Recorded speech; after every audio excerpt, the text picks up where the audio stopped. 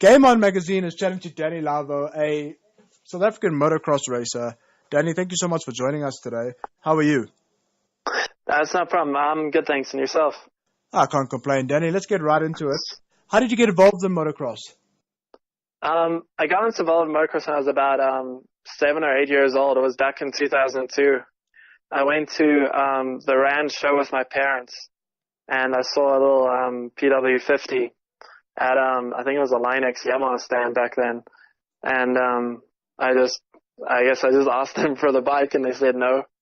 And then like a couple of weeks later, I got home, and there was just one sitting in the garage. It was like a big surprise and present, and that's kind of how it started. We've never been around the sport much before then. That's incredible.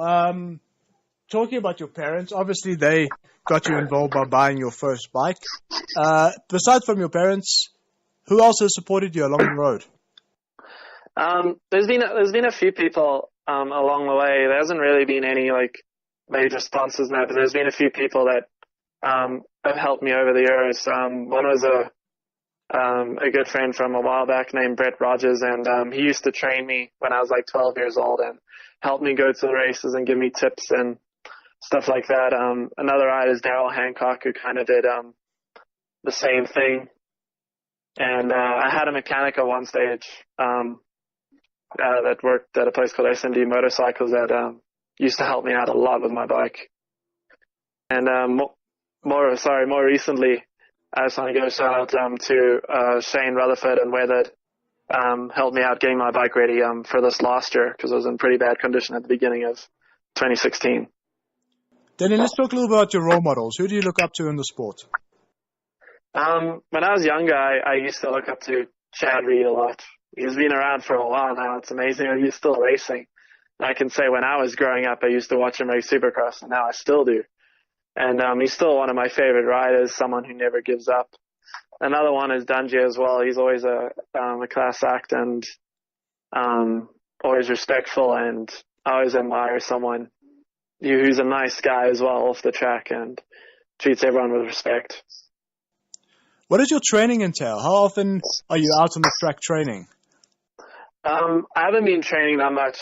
As of lately, I actually haven't ridden too much at the end of this last year. But before then, I stayed at a training facility called the Millsaps training facility, and the training there was pretty rigorous. We'd do riding in the mornings. We'd wake up at like 6:30 or something, go to the gym to like warm up on a spinner or treadmill or something, ride from like 8 o'clock till like 12 or 1 o'clock. We'd have like an hour off for lunch and to wash the bike and stuff, and we'd be in the gym for an hour after that, then prep the bike and then get going for another day. And it was like that for a long time, and it was really, really tough and exhausting, but it was a lot of fun.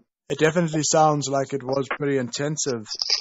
Danny, what stands out for you in your career? What achievement that you've achieved so far stands out for you?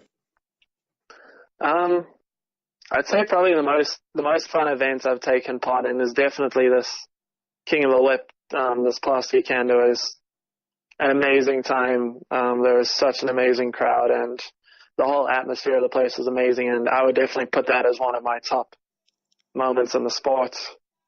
Otherwise, I had a good race in the James Stewart Spring National in Freestyle in Texas in 2015. I ended up 9th in 450B, which was good to get a top 10 at an amateur national. Otherwise I'd say just racing and living in the United States was a dream come true. I never thought I'd make it that far, and I'm really glad I was able to do that. You did come second at the King of the Whip, hosted by LW Magazine earlier in February. So you do dabble a bit in FMX. What does it take to launch yourself off a ramp and do these death-defying stunts? So, what goes through your head when you're doing this? Well, it was really just a whip competition. So, I mean, I've always loved whipping ever since I was young. I've always tried to.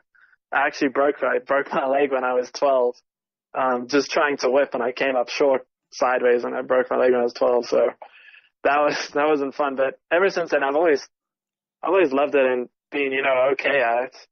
And I got an invitation to do an event similar to this a few years ago, and I did okay. It wasn't the best, and that was actually the last time I hit a freestyle ramp. I think 2 weeks before the competition, I hit a steel ramp for the first time again since then. And it was fun. Those things are scary at first. It's like such a different technique to whip on them. Like when you're on dirt, you have to hit the jumps like you normally come in really quick and you kind of flick the tire off the top of the takeoff and let it slide off. On a freestyle ramp, you have to come in like a little bit slower and just hit the gas on the takeoff and let that carry you somehow. It took a bit of practice, but I got it down in the end. There's so much fun, those freestyle ramps. But I think I'm a little scared to go beyond the widths. It sounds incredible, the amount of courage it takes to launch yourself off these ramps. Danny, let's talk a little bit about America. You're going back stateside now, permanently. Why? And what are your aspirations? Where do you see yourself going once you move back to the States? This time going back to the States is a lot different than the other times. The other times I was going over there purely for racing, and that's kind of taken a back seat now. We've kind of gone, seems, as far as we could go. And this time I'm immigrating over there and going to be living over there, and I'm starting in software development and stuff, and I'm just going to take it as it comes and see what happens. Danny, there's no doubt that you are a role model and inspiration yourself. I mean, you race motorbikes, you jump off ramps on motorbikes. It's just incredible. If you had a special message for the next generation of motocross and FMX riders, what would you say to them? I'd say that just to never give up, and if it's something you enjoy doing and you love doing it, just keep pushing and see how far you can push yourself, see how far you can get, challenge yourself every day, see what you can do better, and have fun with it as well. Most importantly, have fun. I feel like too many people in the sport race and they focus so much on winning that they kind of forget to just enjoy being on the bike. And being not riding that much at the end of last year actually taught me to be, when I was on the bike, to really actually have fun and enjoy it. I feel like that's lacking these days at the top level of the sport.